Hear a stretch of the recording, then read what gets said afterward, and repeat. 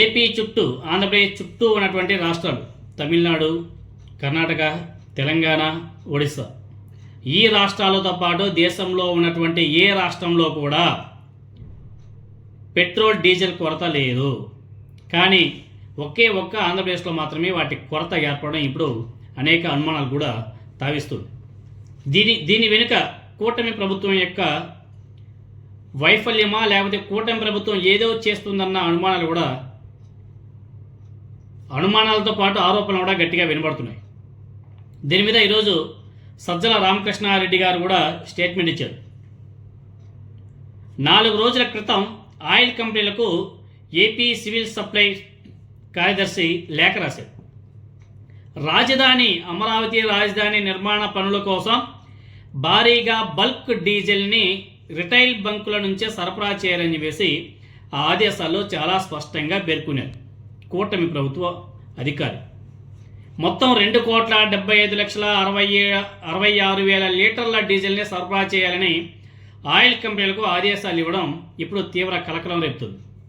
ఈ ఆదేశాలతోనే ఇప్పుడు petrol diesel నిండుకున్నాయి, తీవ్ర సంక్షోభం తలెత్తింది.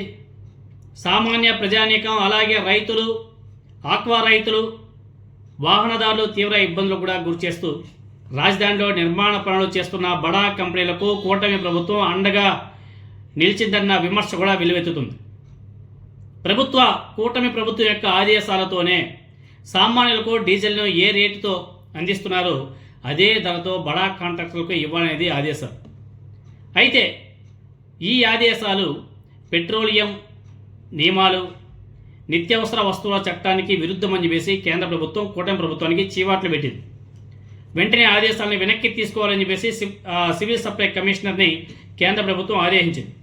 మీకు పెట్రోల్ డీజిల్ కావాలనుకుంటే డైరెక్ట్గా కంపెనీ నుంచి కొనుక్కోడే తప్ప రిటైల్ దగ్గర నుంచి కొనకూడదని చెప్పేసి వార్నింగ్ ఇచ్చింది. దీనికి సంబంధించి కేంద్ర ప్రభుత్వం కూటమి ప్రభుత్వానికి, రాష్ట్ర ప్రభుత్వానికి లేఖ కూడా రాసింది. అయితే రాజధాని నిర్మాణం కోసం యావత్ ఆంధ్రప్రదేశ్ సమాజాన్ని సంక్షోభంలోకి నెట్టడం చంద్రబాబు నాయుడు గారి ప్రభుత్వానికి చెల్లింది. 4 రోజులుగా కేవలం ఆంధ్రప్రదేశ్లోనే ఇంధన కృత్రిమ కొరతను కూటమి సర్కారే కారణమని చెప్పేసి అనేక మంది ఆరోపణలు కూడా గుప్పిస్తున్నారు. యావత్ తెలుగు సమాజం నివ్వెరపోతుంది.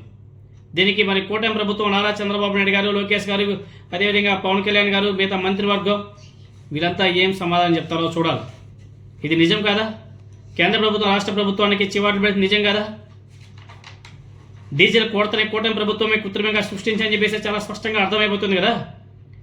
ఏదైతే రాష్ట్ర ప్రభుత్వానికి కేంద్ర ప్రభుత్వం వార్నింగ్ ఇచ్చిందో, రాష్ట్ర ప్రభుత్వం ఏదైతే కేంద్ర ప్రభుత్వం లేఖ రాసిందో వాళ్ళు ఇచ్చినటువంటి వార్నింగ్ ఇప్పుడు బట్టబయలు అయిపోయింది. దెబ్బకు అర్థమైపోయింది కదా.